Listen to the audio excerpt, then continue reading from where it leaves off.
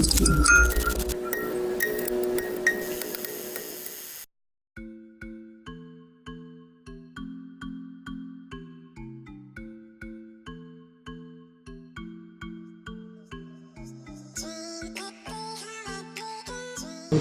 hafa zany a satria zareo efa mampiasa ny pesticide sy ny insecticide dia regny résidu reny zany mahatonga an'izy hoe sarotra be raha hoe certifiena bio dia antsika zany mbola le naturel mbola le zezikomby sy ny tany dia iny mahatonga izy hoe moramora kokoa ny certifiena hoe biolojika ny produitsika mbola tsisy an'izay résidu na pesticide zay.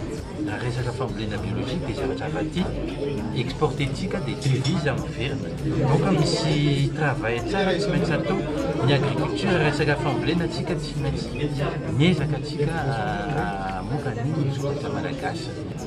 Culture cible anatin'ny fambolena biolojika be da be fa sur voalohany vanille, dia misy huile de palme, cacao, huile essentielle, haricots verts, crevettes.